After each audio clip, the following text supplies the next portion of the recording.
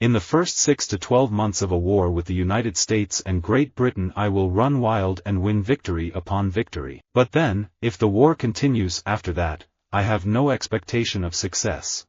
I think that slavery is wrong, morally, socially and politically. I desire that it should be no further spread in these United States, and I should not object if it should gradually terminate in the whole Union. Of the 22 civilizations that have appeared in history, 19 of them collapsed when they reached the moral state the United States is in now. The Constitution shall never be construed, to prevent the people of the United States who are peaceable citizens from keeping their own arms.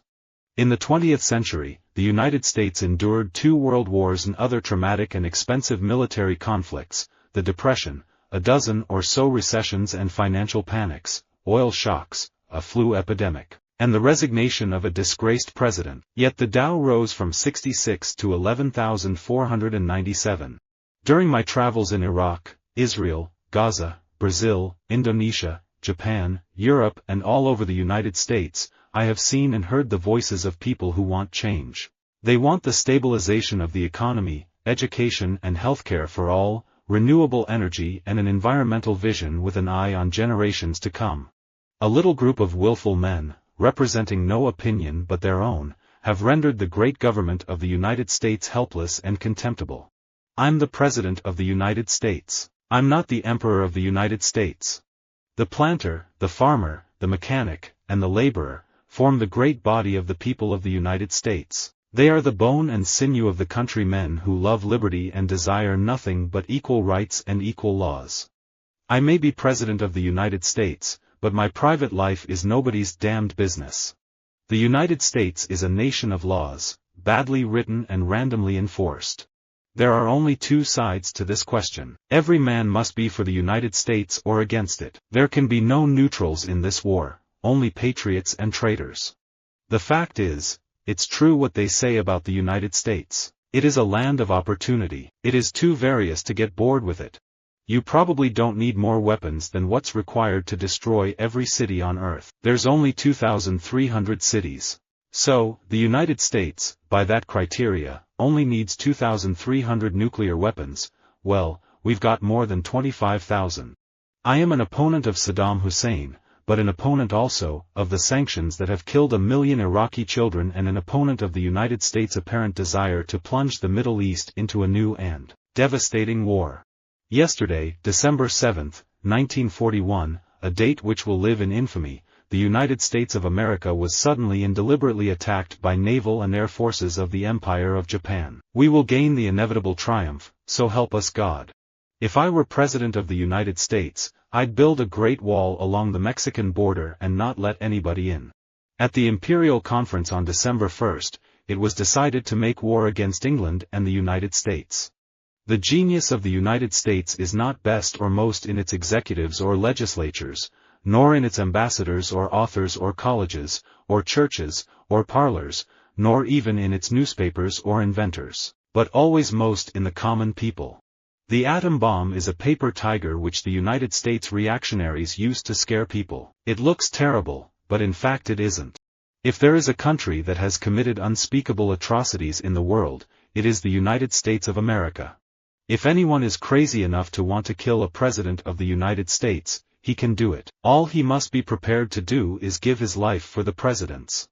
In the United States we have the great Harvard Business School, but America is the country with the greatest debt in the world. Someday, following the example of the United States of America, there will be a United States of Europe. I'm absolutely convinced of that. Israel is the representative of the United States in that part of the world. Its policies are so integrated with American policies that they use the same language. More die in the United States of too much food than of too little. We are the United States of amnesia, which is encouraged by a media that has no desire to tell us the truth about anything, serving their corporate masters who have other plans to dominate us. I do not like broccoli, and I haven't liked it since I was a little kid and my mother made me eat it. And I'm President of the United States and I'm not going to eat any more broccoli. I want history to remember me, not as the first black woman to have made a bid for the presidency of the United States, but as a black woman who lived in the 20th century and who dared to be herself. I want to be remembered as a catalyst for change in America. The government of the United States doesn't want peace. It wants to exploit its system of exploitation, of pillage, of hegemony through war. It wants peace, but what's happening in Iraq? What happened in Lebanon? Palestine? What's happening? What's happened over the last 100 years in Latin America and in the world? Black people dominate sports in the United States. 20% of the population and 90% of the Final Four. Both my parents were Democrats. My dad was definitely more of a fiscally conservative traditional Democrat. My mom was more of a feminist Camelot Democrat. They definitely had an idealistic view of life as it should be in the United States, and they had a sense that government had to have some hand in making people's lives better. November is Native American Heritage Month, and a good time to honor the legacy of our ancestors. But every day we should stop to think about our country's beginning and that the United States would not exist if not for a great deal of sacrifice, blood, and tears by Indian tribes across the country. Others have said it before me, if you don't have a seat at the table, you're probably on the menu. And so it is important that we have women in the United States Senate, strong women, women who are there to help advance an agenda that is important to women. No nation, savage or civilized, save only the United States of America, has confessed its inability to protect its women save by hanging, shooting, and burning alleged offenders. The Vietnamese people deeply love independence, freedom and peace, but in the face of United States aggression they have risen up, united as one man.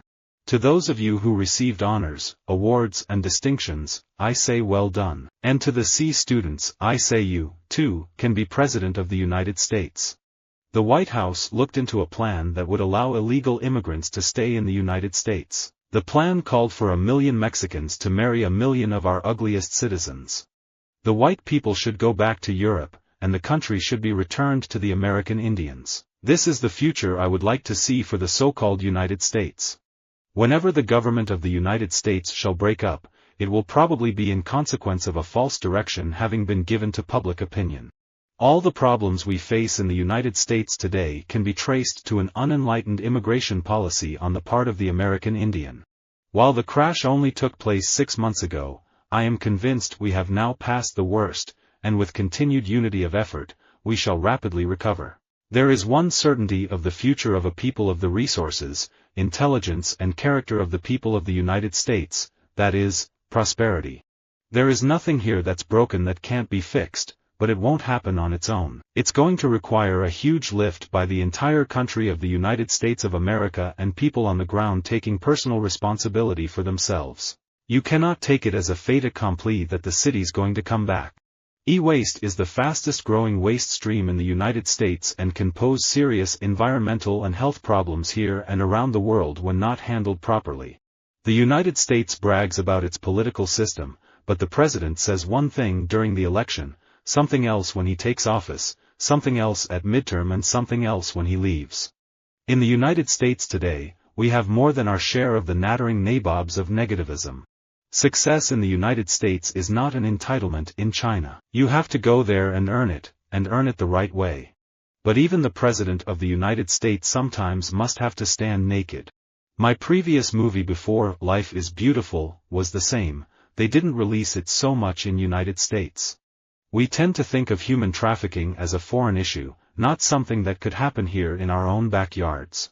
But it's a fast-growing problem in the United States, in every area, with no real defined demographic. Visit our website for more quotes, quoting.com.